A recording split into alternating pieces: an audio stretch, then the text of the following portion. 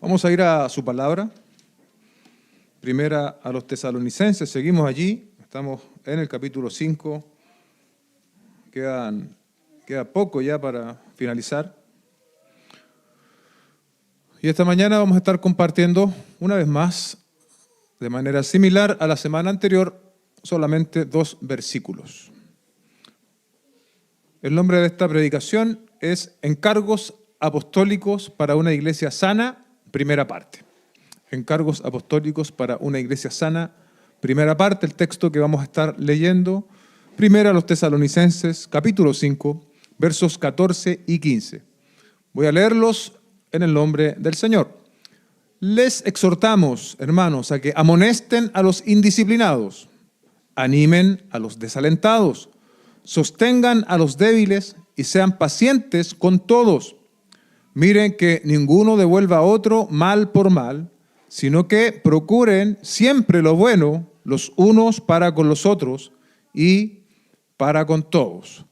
La semana pasada abarcamos los versículos precedentes, ¿no?, que hablaron de la relación que debe existir entre la iglesia y sus líderes.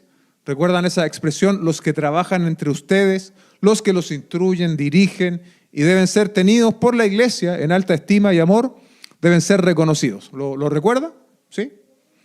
Para atender esa enseñanza solo vimos esos 2 versículos, pero lo cierto es que lo que estamos viendo esta mañana está íntimamente conectado con eso. De hecho, también podría haber sido, al igual que esta mañana, Encargos apostólicos parte 1, y esta vendría siendo la parte 2, porque tiene relación con encargos que hace el apóstol de manera final ya en su carta para esta iglesia en Tesalónica, que por supuesto es también útil para nosotros. ¿Recuerdan la expresión para que vivan en paz? Esa expresión también alcanza lo que vamos a estar viendo tanto esta semana como la próxima. Y lo que hemos leído, ¿no? Todo lo que hemos leído y continuamos leyendo esta mañana, no es algo específicamente para los líderes, sino que conforme entendemos es un llamado para todos nosotros, los que conformamos la iglesia de Cristo. Son encargos que tú y yo debemos saber asumir y responder. Vamos entonces a 5 encargos apostólicos. 5 encargos apostólicos para toda iglesia local. Y antes de continuar, vamos a orar. Padre Celestial, esta mañana te agradecemos la oportunidad que tú nos brindas de poder reunirnos una vez más. Es un don tuyo para nosotros el hacerlo. Tenemos muchos hermanos que por diversos motivos no han podido estar acá con nosotros, pero la mayoría de ellos, pienso, están también siguiendo la transmisión.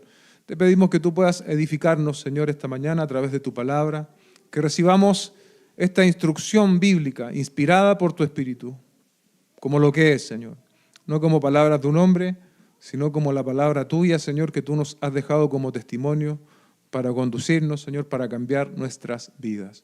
Te lo pedimos a través de Cristo nuestro Señor. Amén y amén. Como hemos podido leer, hay ciertas condiciones o estados, ¿no?, respecto de ciertos hermanos en Tesalónica. Se habla de indisciplina, de desaliento, se habla de debilidad, se habla en cierto modo también de intolerancia en el versículo último que acabamos de leer. Y esto es importante, ya iniciando nuestra enseñanza de esta mañana. No está hablando que estas personas que son indisciplinadas, desalentadas o débiles sean falsos creyentes, ¿sí?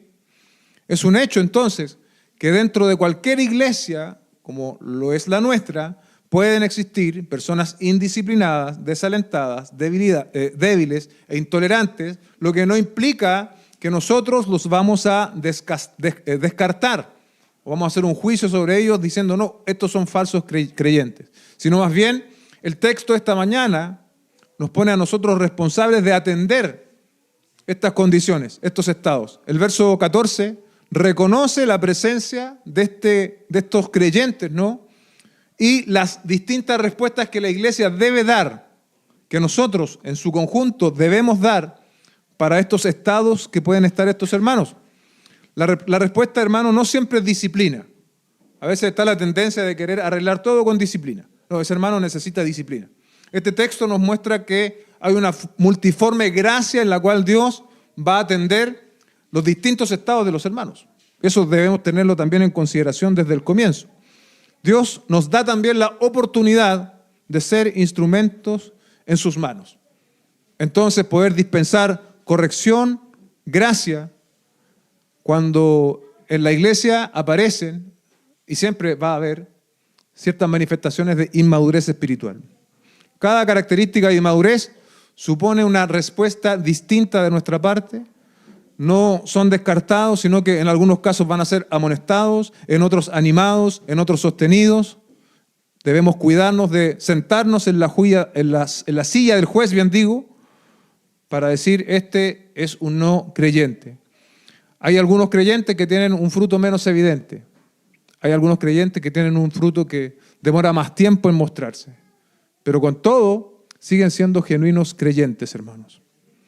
No es nuestra tarea, según el texto, hacer este juicio, sino que en determinados casos, como los que vamos a exponer esta mañana, es amonestar, animar, sostener y ser pacientes. También de entrada les digo que todos estos verbos, amonestar, animar, ser pacientes, son imperativos. Lo hemos hablado en otras oportunidades. Un imperativo es un mandato, y en este caso es un mandato que debe practicarse de manera continua.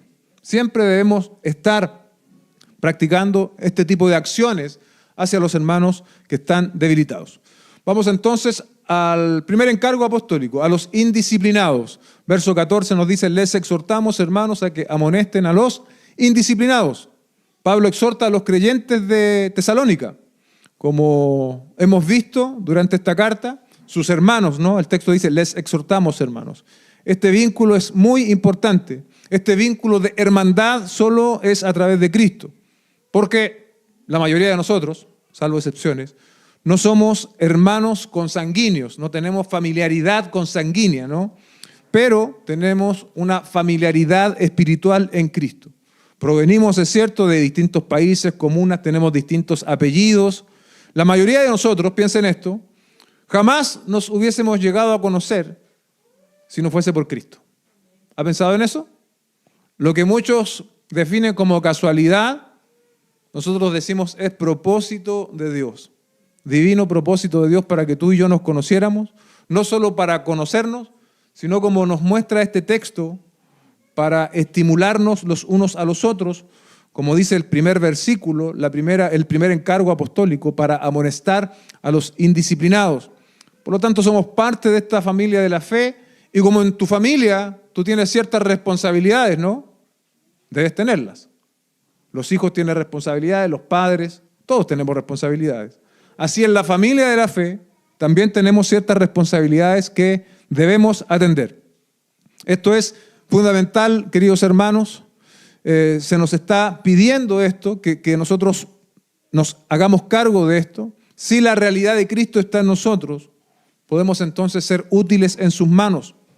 Porque lo cierto es que todo esfuerzo en la carne, en la iniciativa humana, será estéril y de corto alcance, pero cuando la vida de Cristo está en mí, entonces se va a manifestar en que vamos a amar el cuerpo de Cristo, vamos a amar a su iglesia, vamos a amar la iglesia local donde Dios nos ha puesto, y ese amar no es solamente una idea etérea, sino que debe ser algo práctico en nuestras vidas. Este texto en particular es muy práctico. A veces podemos tener dudas, pero ¿cómo lo hago? ¿Pero dónde voy? ¿Con quién hablo? Este texto nos fuerza a actuar de manera muy clara. Entonces Pablo dice, les exhortamos, hermanos. La expresión es amplia, ¿no? Está incluyendo a todos los creyentes que estaban escuchando la lectura de esta carta, no a un segmento de la congregación, sino a todos. Si replicamos eso mismo, nos está hablando a cada uno de los que estamos acá. Si la verdad de Cristo está en nuestro corazón, si la vida de Cristo está en nuestro corazón, y hoy día somos parte de la familia de Dios, entonces este texto, esta exhortación como hermanos también nos alcanza. Exhortación, como hemos explicado también en otras oportunidades, exhortación quiere decir ponerse al lado de alguien. En este caso, Pablo se estaba poniendo al lado de los tesalonicenses para decirles qué tenían que hacer. No está Pablo con nosotros, pero hoy día Dios a través de su palabra nos está exhortando.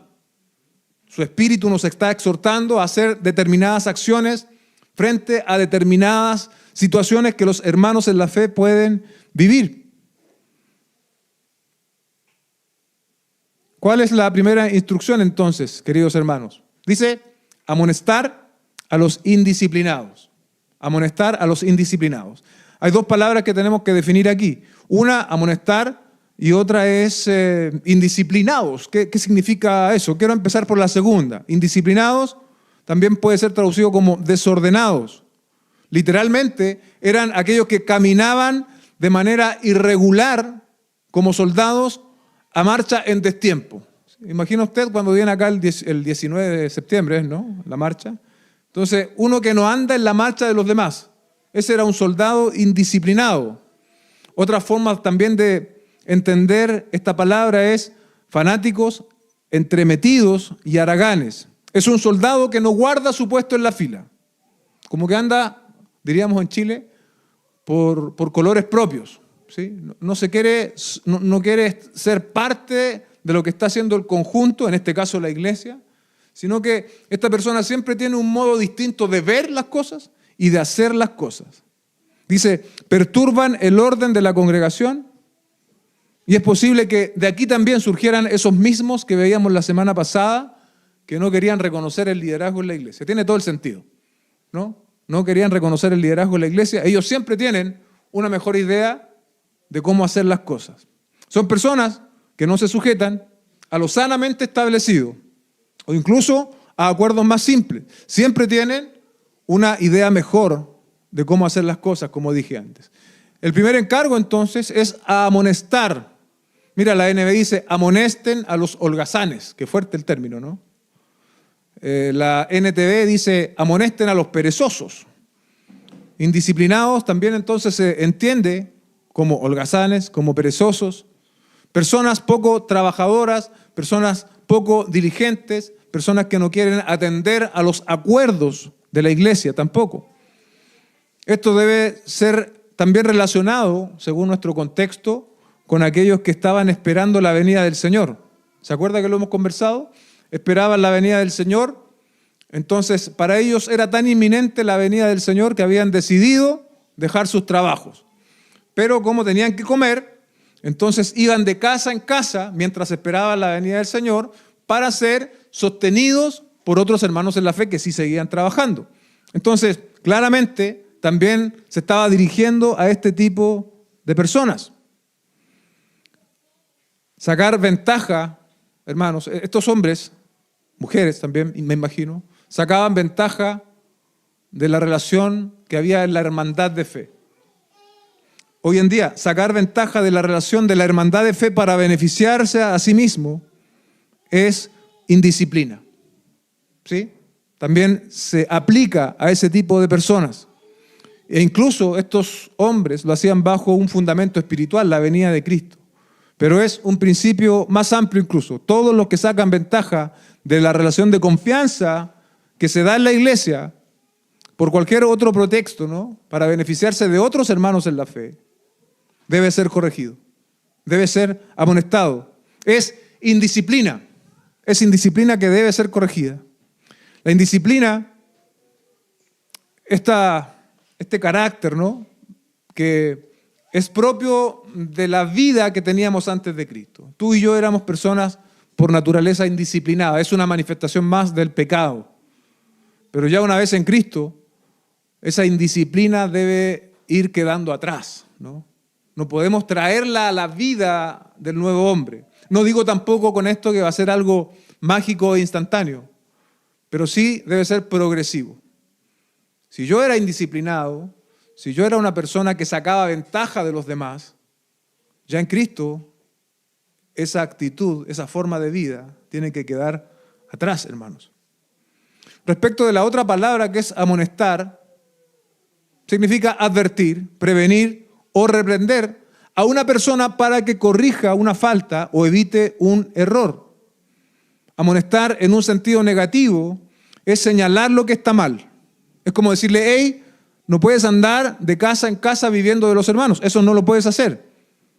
Y la amonestación también va a incluir en un sentido positivo, lo que tú tienes que hacer es trabajar. ¿Se dan cuenta? La amonestación entonces tiene esta doble dimensión. de señalar el pecado, la indisciplina, y por otro lado decirle a la persona qué es lo que tiene que hacer. El desafío aquí, como dije antes, tiene estas dos caras, que nosotros debemos también ejecutarlo en la gracia del Señor, en la gracia y en la verdad, porque el que amonesta en este caso es el que tiene que saber cuál es el lugar, el momento y el tono adecuado para amonestar. No todo lugar es apropiado, no todo momento es adecuado y no todo tono es adecuado para amonestar. Debemos ahí hacer la conjunción justa entre gracia y verdad, de manera que nuestra amonestación no termine liquidando al hermano al ser tan dura y que nuestra amonestación también pueda ser tan blanda, tan superficial, que el hermano ni se dé cuenta de qué es lo que él tiene que corregir. ¿Se dan cuenta? Tiene que ser una amonestación con gracia y verdad. Ese es, por un lado, los que son llamados a amonestar. Y hermano, esto no es solamente una labor para los pastores, para los líderes, para los diáconos. Pablo está hablándole aquí a la iglesia de los tesalonicenses. Tal vez tú vas a ser el día de mañana un instrumento en las manos de Dios para amonestar a alguien. Y tienes que tener en cuenta esta enseñanza. La otra cara es el que recibe la amonestación, ¿no? También podemos estar allí, por cierto. No somos perfectos, no somos creyentes ya 100% maduros. Algún aspecto de la indisciplina también puede estar en nosotros y tal vez no ahora mismo, o a lo mejor sí ahora, vamos a necesitar que alguien nos amoneste. ¿Cómo reaccionamos a la amonestación? Cuando yo soy el indisciplinado, ¿recibiré la corrección? O aquí hay ciertas posibles respuestas que yo estuve meditando. Pienso que cuando alguien me amonesta, yo puedo enojarme. Creo que es lo más natural. Yo puedo enojarme. Yo puedo sentirme mal. Yo puedo entrar en negación. Decir, no, tú, a lo mejor no se lo digo al que me está amonestando, pero internamente, mientras él me está hablando, no, sino eso es mentira, no es así. Yo nunca he hecho eso. Eso es entrar en negación. Y paso seguido, vamos a aislarnos. Cuando tú veas a ese que te está amonestando o que te amonestó, vas a querer evitarlo. Tristemente, el que es amonestado puede llegar hasta dejar de congregarse, por ejemplo, e incluso puede llegar hasta querer cambiarse de congregación. Pero ¿qué pasa, hermanos? Cuando yo recibo una corrección de cualquier hermano, del pastor, de un líder o de un hermano que, como tú, y no soy capaz de recibirla, y encuentro que la mejor solución es entonces cambiarme de congregación. Le pregunto yo, ¿voy a madurar yo si actúo de esa manera? Si cada vez que alguien me corrige, yo me ando cambiando de iglesia, por ejemplo, ¿iré a madurar algún día? Y el otro asunto que estoy pensando es que le van a faltar iglesias para cambiarse. Que el Señor nos ayude, hermanos. ¿Cómo deberíamos reaccionar cuando somos amonestados? Seguramente no va a ser fácil, ¿no? El sentimiento de que alguien te corrija no es fácil. Piense en cuando nosotros corregimos a nuestros hijos. ¿Qué caras ponen ellos así? A veces vemos su rabia, su frustración al ser corregidos. Pero bueno, pasa algo con los niños que ellos como que asumen y van bajando la intensidad y finalmente suelen recibir la corrección. Suelen recibirla. Bueno, hablo de mi experiencia, yo tengo hijos chicos, probablemente los adolescentes quizás ya es un poco más difícil, pero los hijos, hasta la experiencia que tengo yo, suelen asumir la corrección. Eso debiese pasar con nosotros. Al principio, ¿y saber lo que se daña o lo que se afecta, más bien dicho, cuando alguien me corrige? Es mi orgullo. Es mi orgullo. Porque todos tenemos la falsa sensación de que siempre hacemos las cosas bien. Entonces mi orgullo se ve afectado cuando yo soy amonestado, producto de mi indisciplina. Una vez que superamos el orgullo y recibimos la amonestación, debemos actuar con humildad y reconocer. Y lo segundo es arrepentirnos. Estos hermanos que andaban de casa en casa para alimentarse mientras Cristo venía, lo que debían hacer es dejar de andar de casa en casa alimentándose a cuesta de los demás y ponerse a trabajar. ¿Cuál es la indisciplina que hoy día tú estás viviendo? O que tal vez mañana podrías manifestar. La respuesta es bastante simple, hermanos. Tenemos que arrepentirnos.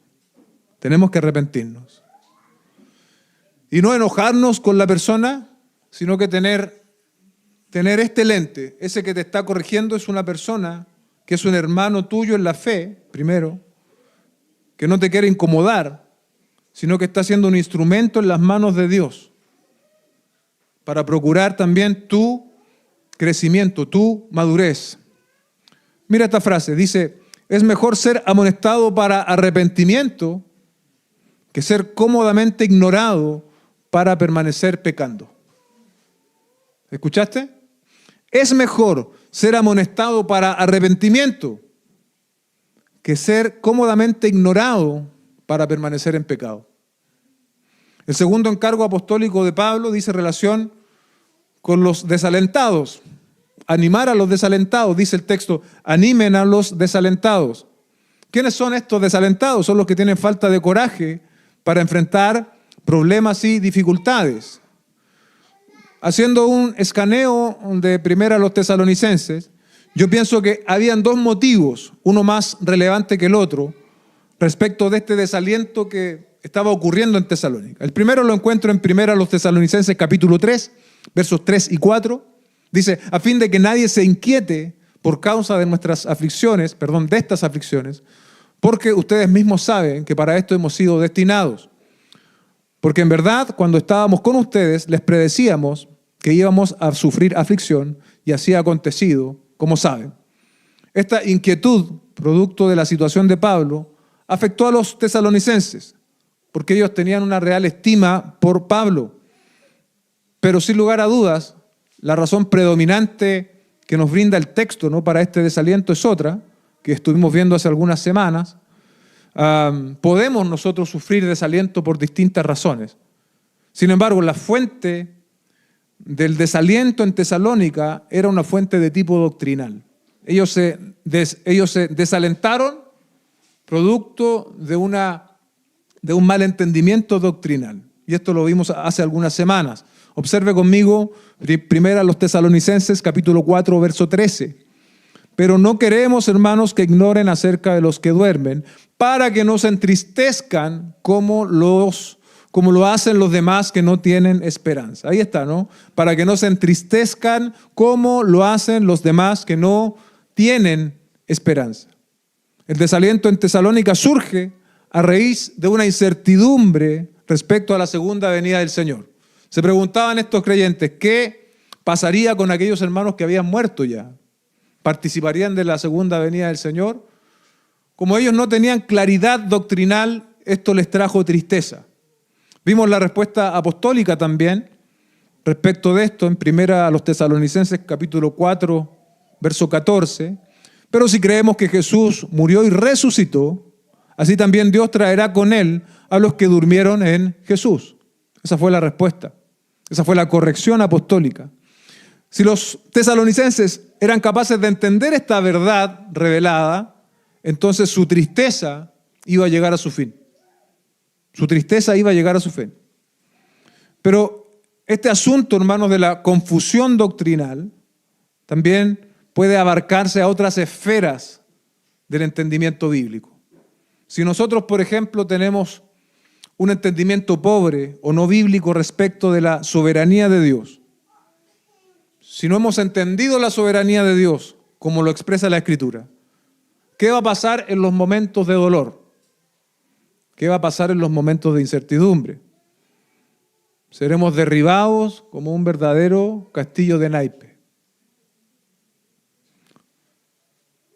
Pero mira lo que dice, podríamos sacar otros pasajes a colación, pero mira lo que dice Romanos 8:28. Y sabemos que para los que aman a Dios, Pregunto yo esta mañana, ¿tú amas a Dios? ¿Estás viviendo tiempos difíciles, dificultades, incertidumbre, problemas de salud? Observa conmigo el texto. Todas las cosas cooperan para bien. No solo algunas cosas, no solo las cosas que a mí me gusta enfrentar, sino que todas las cosas cooperan para bien. Esto es, para los que conforme a su propósito son llamados. Perdón, ahí me puse Reina Valera. Dice, esto es, para los que son llamados conforme a su propósito. ¿Se dan cuenta? Le doy otro ejemplo más. Si no hemos visto lo que la Biblia dice respecto de la seguridad de nuestra salvación, si yo creo que mi salvación es algo que yo debo, de cierto modo, guardar con mi propia conducta, voy a tener un temor no agradable delante del Señor, como que tengo que ganarme mi salvación. Mi salvación está dependiendo de mi rendimiento. Entonces, si yo quiero mantenerme salvo, entre comillas, por mi buen rendimiento cristiano, por mi obediencia a Dios, ¿sabe lo que va a pasar? Ninguno de nosotros puede vivir toda su vida, el 100% del tiempo, agradando a Dios.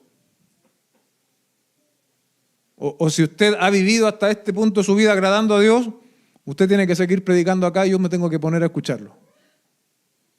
Ninguno de nosotros puede vivir agradando a Dios perfectamente. Si la salvación entonces dependiera de mi buena conducta, de mi buen rendimiento cristiano, yo debiese vivir con un temor constante. Y no puedo tener seguridad de mi salvación porque esta depende finalmente de cómo yo me comporto. En ocasiones me sentiré salvo.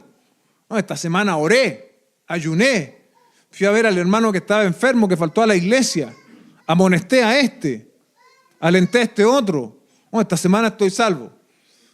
La otra semana no fuiste capaz ni siquiera de levantar una oración en la micro. No, esta semana estoy pasado a azufre. La salvación no depende de nuestras buenas obras, hermanos. La salvación es por gracia, por medio de la fe. Una vez que tú eres salvo, Dios guarda tu vida. Dios guarda tu vida para siempre. Lo que no significa, como muchos también quieren hacer una caricatura, de aquellos que decimos que la salvación no se pierde. Enseña que la salvación no se pierde y vive pecando. No. Enseñamos que la salvación no se pierde, pero enseñamos que también que esa misma vida de Dios que está en nosotros ahora nos guía hacia la santidad. ¿Vivimos de manera perfecta nuestro cristianismo? No. Pero estamos en un esfuerzo constante y diario por agradar al Señor. Cuando pecamos, nos ponemos de pie, nos sacudimos el polvo y seguimos adelante. La salvación, amados hermanos, usted lo sabe bien y si no lo sabe, la salvación es un don de Dios, un regalo de Dios que recibimos en Cristo de una vez y para siempre.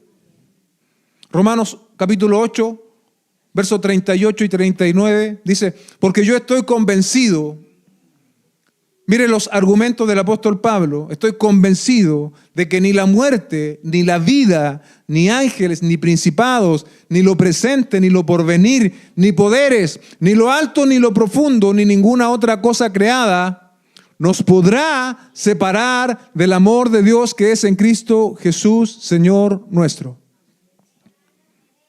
No hay nada creado que pueda separarnos del amor de Dios que es en Cristo Jesús, Señor nuestro. ¿Recuerda ese famoso versículo en Juan 3:16? Porque de tal manera amó Dios al mundo que dio a su Hijo unigénito para que todo aquel que en él cree no se pierda, sino tenga vida eterna. Conecta esos dos versículos con esta expresión. La salvación que Dios nos ha dado es de una vez y para siempre. Solo voy a dar esos dos ejemplos de cómo un pobre entendimiento, un entendimiento equívoco puede traernos tristeza, puede traernos angustia e incertidumbre. Hay un desaliento que nace en nuestros corazones por la ignorancia de la palabra, por el olvido de lo que Dios nos ha revelado en su palabra, o incluso podemos conocer la doctrina, pero no se ha constituido en nosotros una convicción aún.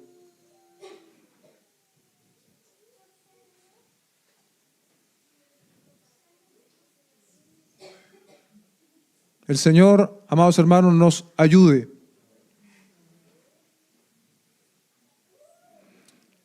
Respecto de esta palabra, ¿no? De esto que hay que hacer con aquellos que se encuentran desalentados. La palabra animar en el griego original se compone de dos partes, que significa, en lugar de regañar a los de poco ánimo, debemos animarles, acercándonos a ellos y hablándoles. Debemos enseñar a tales personas que las pruebas de vida les ayudarán a crecer y a fortalecerse en la fe. ¿Cuál va a ser entonces, amados hermanos, el mejor remedio para el desaliento? La palabra de Dios. Podremos decir junto con el salmista en 119, 105, lámpara es a mis pies tu palabra y luz para mi camino. Luz para mi camino. El tercer encargo, sostener a los débiles. Dice el texto, sostengan a los débiles. Y los débiles bien podían ser los que se caracterizaban por su tendencia a la inmoralidad. Pasaje que también vimos ahí en Primera los Tesalonicenses capítulo 4, versos 3 al 5. Porque esta es la voluntad de Dios, su santificación, es decir, que se abstengan de inmoralidad sexual, que cada uno de ustedes sepa cómo poseer su propio vaso en santificación y honor, no en pasión degradante como los gentiles que no conocen a Dios. El pecado, ciertamente, y lo sabemos, debilita nuestra vida espiritual. Debemos ser confrontados, amonestados, como en el primer punto, pero también debemos ser sostenidos o debemos sostener al débil en este caso. Yo pensaba en esto, ¿no? Con una mano amonestamos, pero también con la otra mano sostenemos. ¿Ha notado lo rápido que somos en ocasiones para descartar? Quizás hoy no eres tú el debilitado, pero mañana pudieras serlo. Los zigzagueantes, los inmaduros, los inconstantes requieren de nuestro apoyo, requieren de nuestro sostén. También está la debilidad, ¿no?, propia de los recién convertidos. Esta iglesia era una iglesia más o menos nueva. Y esa debilidad propia de todo recién convertido va desapareciendo en la medida que ese recién convertido va madurando. Y en ese proceso Dios quiere que los que llevamos más tiempo en la fe podamos también sostener a esos más débiles. Y otro tercer punto que tal vez nuestro contexto no lo revela, pero es la realidad del diario vivir, ¿no? Y tal vez es la realidad de algunos de ustedes aquí esta mañana. La debilidad que surge por el agotamiento. Así como cuando se realiza un gran esfuerzo físico, ¿no?, quedamos debilitados. Los músculos quedan sin reserva energética. Respiramos más rápido para recomponernos. Hay debilidad ahí, por lo menos por un momento. Así también hay situaciones en la vida que nos debilitan. Y debemos estar arraigados en la roca que es Cristo para ser fortalecidos. Filipenses capítulo 4, versos 12 y 13. Dice, sé vivir en pobreza y sé vivir en prosperidad. En todo y por todo he aprendido el secreto tanto de estar saciado como de tener hambre, de tener abundancia como de sufrir necesidad. Todo lo puedo en Cristo que me fortalece. Esa fortaleza, amados hermanos, proviene de Cristo. Pero también el texto en el verso 12 nos revela que es algo que podemos aprender. El apóstol dice, sé vivir en pobreza, sé vivir en prosperidad. En todo y por todo he aprendido el secreto. ¿Se dan cuenta? He aprendido el secreto. Y además Dios quiere dispensar esa fortaleza a través de su propia iglesia. Sostengan a los débiles. Los llamados a sostener, haremos uso de los recursos de la gracia del Señor. Lo primero es que estemos dispuestos. Para sostener a otros también tienes que tener paciencia. Tienes que estar armado con la palabra del Señor. La palabra es suficiente, es poderosa para alentar el alma del que está fatigado. Y la pregunta, hermanos, ¿le diremos al Señor, sí, cuenta conmigo, heme aquí, como dijo el profeta? O quizás más adelante, Señor, cuando tenga más tiempo, cuando atienda mis asuntos, en este preciso momento no estoy muy disponible. Muchos se preguntan, Señor, yo te quiero servir. Hágalo, hermano. Sirva al Señor, por ejemplo, sosteniendo a los débiles. Creyentes luchando contra hábitos pecaminosos. Nuevos creyentes que están recién llegando a la fe. Otros que están también pasando por situaciones que los han debilitado. Necesitan de la hermandad en la fe para ser sostenidos. Por otra parte, qué difícil se nos hace también, producto del mismo orgullo que yo mencionaba antes, reconocer que estamos debilitados. Esto choca con la autosuficiencia y con el orgullo. Nunca queremos lucir susceptibles. Siempre queremos lucir enteros. Y de eso se muestra en una simple pregunta, ¿no? ¿Cómo estás? ¿Qué decimos el 100% de las veces? Aunque por dentro estemos hechos pedazos, siempre decimos bien. Siempre queremos lucir estoicos, suficientes. Para ser sostenidos por otros, tú tienes que ser susceptible. Tú tienes que recibir ayuda, tú tienes que reconocer debilidad. Mejor es reconocer la debilidad en el momento adecuado, en el momento preciso, que la debilidad termine consumiéndote, querido hermano. ¿Escuchaste bien? Mejor es reconocer la debilidad en un momento, renunciando al orgullo y a la autosuficiencia, que esa debilidad termine por consumirte. Dios se proveerá de alguien para sostenerte, eso tenlo por seguro. Él no solo está interesado en que seas fortalecido en tu debilidad, sino que Dios es tan amoroso, tan bondadoso, que se involucra en ello y nos ha hecho parte de una comunidad de fe, de personas que creemos y confesamos lo mismo. El cuarto encargo apostólico es sean pacientes con todos. La iglesia está conformada por un grupo de personas alcanzadas por la gracia del Señor, estamos siendo santificados, sin embargo, aún Dios tiene mucho que hacer con nuestro carácter. ¿Sí o no? Y mientras eso se está llevando a cabo, mientras nuestro carácter se está afinando, por decirlo así, a la imagen de Cristo, muchas veces ofendemos, muchas veces decepcionamos. Y cuando yo ofendo, cuando yo te decepciono, ¿tú sabes qué vas a necesitar hacia mí? Paciencia. Paciencia. Somos pacientes respecto de nuestro progreso, ¿no? ¿Se ha dado cuenta de eso? No, si yo estoy en proceso y si usted puede mirar a alguien con paciencia, eso cuando usted se mira al espejo, ¿no? Sí, estamos en proceso, ahí vamos lento, pero sin embargo, cuando yo requiero paciencia para el otro, ahí como que, oye, ¿hasta cuándo el hermano va a seguir con lo mismo? ¿Otra vez lo mismo? ¿Otra vez con esto? No. ¿Se dan cuenta? Así somos, hermanos. Y eso debe cambiar en nuestro corazón. Muestran los efectos del pecado, ¿no? Nos hacen ver con parcialidad, nos hacen ver de manera subjetiva, de manera inclinada, cuando los asuntos me afectan a mí. Todo lo que hemos visto antes, piensa en esto: amonestar, animar, sostener. Sin paciencia, usted va a amonestar, animar y sostener, y si no tiene paciencia, no va a haber nunca resultado de eso. No va a haber fruto de eso. Porque todas estas cosas requieren tiempo. Todas estas cosas requieren tiempo. No son frutos. De hecho, no hay fruto inmediato. El fruto siempre tarda. Y el fruto del arrepentimiento no es distinto, el fruto siempre tarda. Piense usted cuando vemos que se planta un árbol. Yo no planto el árbol y y bueno, planté la semilla y a la semana voy a ir a recoger fruto. Me tildarían de loco si pienso así.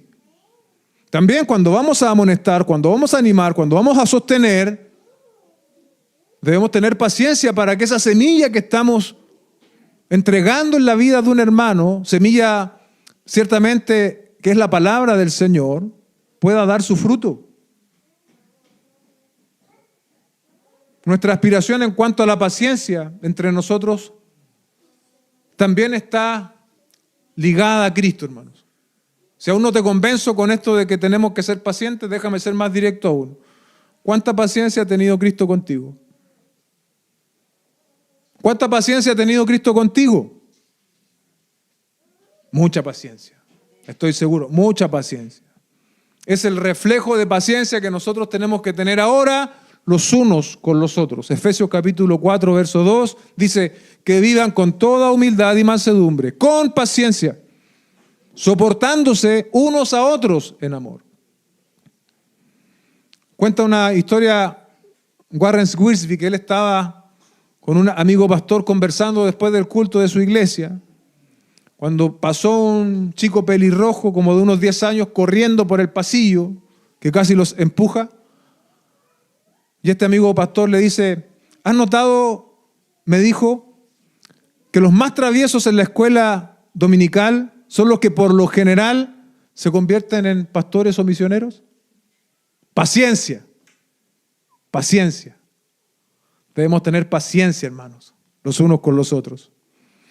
La última instrucción apostólica, en este caso es una instrucción compuesta, lo que quiere decir que tiene un aspecto negativo y un aspecto positivo. Vamos al versículo 15. Miren que ninguno devuelva a otro mal por mal. La respuesta es que aún en las iglesias, de manera intencional, esto ocurre, ¿no? Si Pablo nos dice acá, miren que ninguno devuelva a otro mal por mal, lo que estaba pasando en Tesalónica es que habían creyentes que estaban devolviendo mal por mal. Por lo tanto, inferimos que esto ocurre en las iglesias. Podemos recibir un mal comentario, podemos recibir una crítica. Cuando te hacen una crítica, generalmente va acompañada de otra palabra. No, yo te voy a hacer una crítica constructiva. Cuando alguien traiciona la confianza depositada, esas son maneras, ¿no?, en las cuales se puede hacer mal a otro hermano en la fe. El asunto es aquí que cual sea la manifestación de mal recibido, aún en el contexto de una iglesia, el texto es claro en decirnos que no debemos responder del mismo modo. ¿Y qué pasa cuando yo soy ofendido? ¿Cuál es la respuesta natural?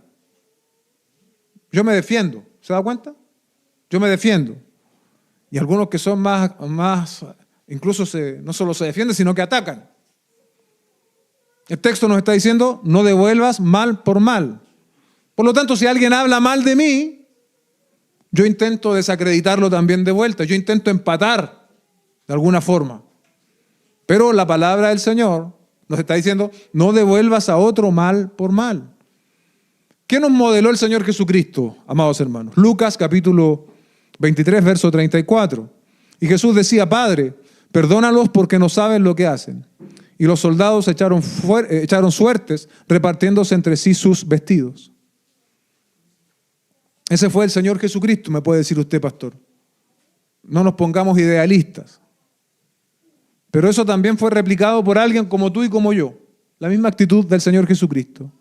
En Hechos capítulo 7, verso 60, Esteban dice, respecto de Esteban se dice, cayendo de rodillas, clamó en alta voz, Señor, no les tomes en cuenta este pecado. Y habiendo dicho esto, durmió. Esto es lo que nosotros debemos hacer, queridos hermanos. No pagar mal por mal. Pero no solo quedarnos en la neutralidad.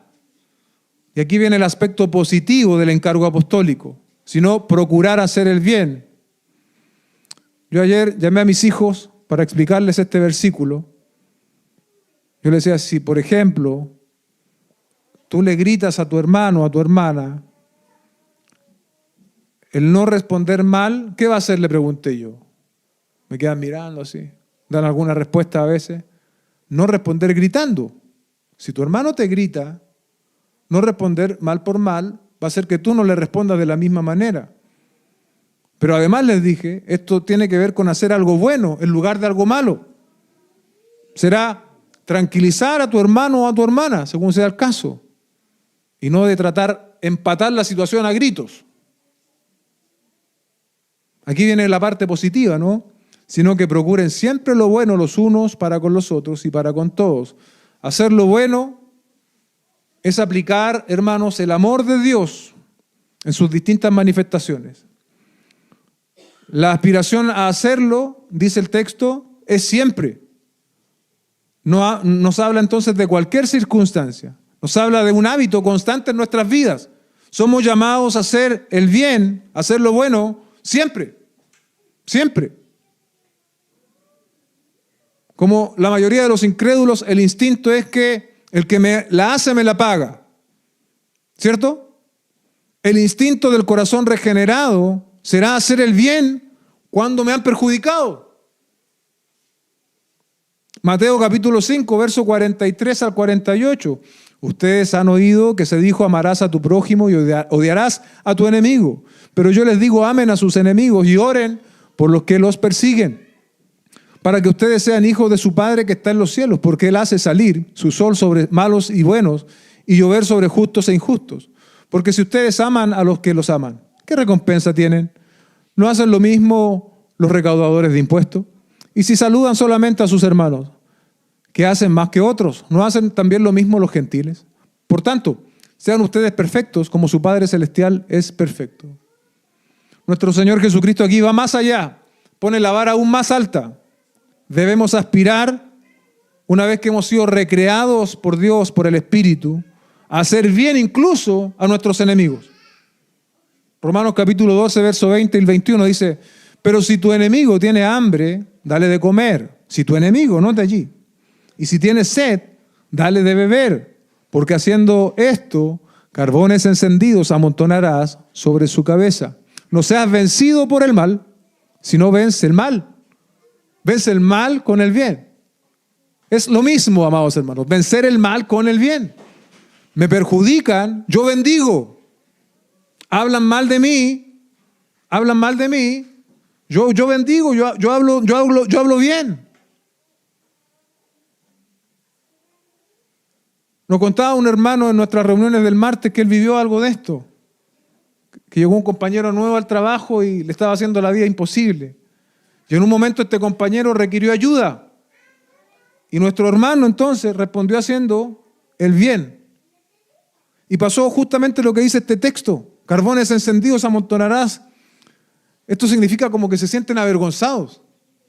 ¿Se dan cuenta? Tenemos que responder al mal con bien.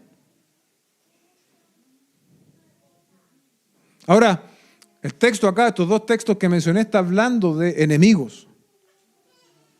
Imagínense cuando estamos hablando de los hermanos en la fe.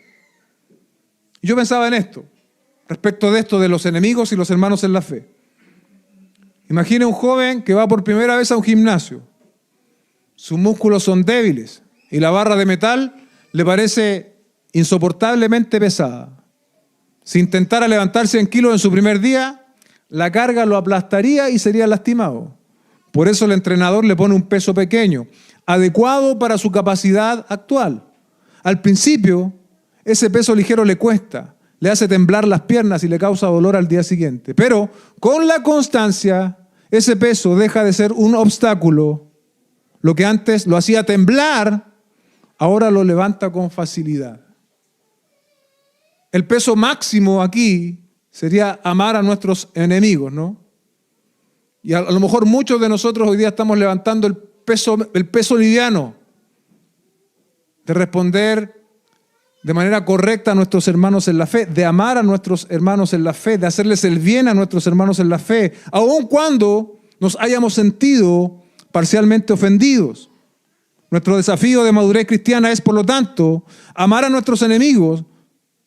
Cuando yo llego a ese peso máximo de amar a nuestros enemigos, amar a mis hermanos en la fe no va a resultar un desafío. ¿Se dan cuenta? Pero tenemos que, por decirlo así, entrenarnos. Tenemos que, por decirlo así, entrenarnos. El texto también al final dice, y para con todos. Para con todos. Ahí también, en esa expresión, está incluyendo a los que no comparten nuestra fe. Tenemos que hacer el bien para con todos. La familia de la fe, pero también a los que no son de la fe.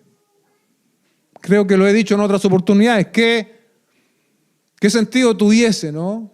Si nosotros viviésemos aquí una fe ideal, que todos nos amásemos, nos respetásemos, nos ayudáramos, pero si eso no está impactando allá afuera, somos llamados a vivir íntegramente nuestro cristianismo, hermano, tanto fuera como dentro de la iglesia. Con estas preguntas finales ya estoy finalizando. ¿Estamos nosotros dispuestos a ser usados por Dios en beneficio de otro hermano? ¿Estamos dispuestos a recibir ese beneficio, ese llamado de atención, ese aliento por el canal que Dios ha diseñado a través de su iglesia local? Y es que en la medida que morimos a nuestras preferencias personales para vivir en las del Señor, hermanos, viviremos en una mayor plenitud. En un ambiente que según el plan de Dios se vive la restauración. En un ambiente que se vive la restauración. Piense en esto, amado hermano. Piense en lo que hemos leído esta mañana. Si hubiese un ambiente donde los indisciplinados son amonestados, donde los desalentados son animados, donde los débiles son sostenidos, donde vivimos en paciencia, donde no nos hacemos el mal unos a otros, sino que nos hacemos el bien. Piense en ese tipo de ambiente.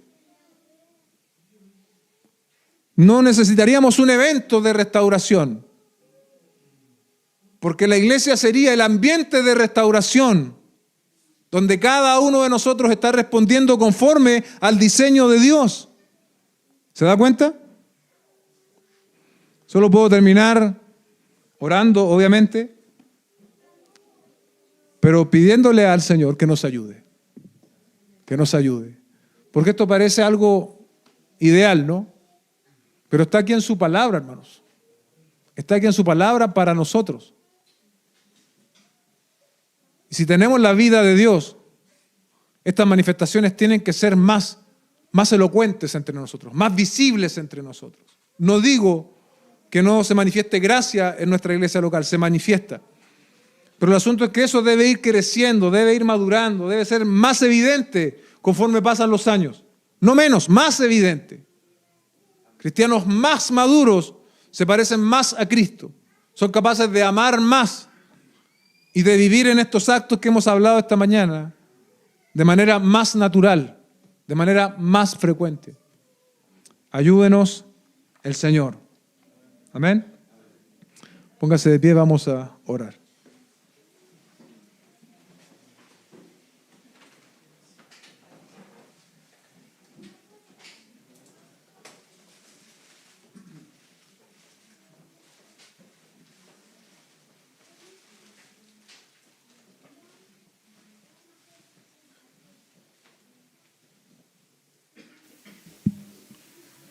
Cierre sus ojos. Oremos juntos al Señor. Padre, te damos gracias esta mañana por la oportunidad que tú nos das de congregarnos, primero que todo. También de recibir esta palabra tan directa, Señor, tan desafiante en algún sentido. Sabemos que tú nos has dado lo necesario, Señor. Tú nos has dado la vida espiritual. Nos has dado medios también para que tu gracia se manifieste entre nosotros. No nos permitas permanecer indiferentes a la enseñanza, sino que ayúdanos a ser parte activa, parte intencional de ella y empezar a experimentarla. Ciertamente te doy gracias porque sé que esto lo estamos viviendo en ciertas medidas, Señor. Pero tu anhelo, Señor, es que lo vivamos a plenitud. Tu anhelo es que intencionalmente sigamos creciendo y madurando como creyentes y manifestando el amor de Cristo, Señor, en todas las expresiones que nos sea posible. Te bendecimos y te adoramos en el nombre de Jesús. Amén y amén.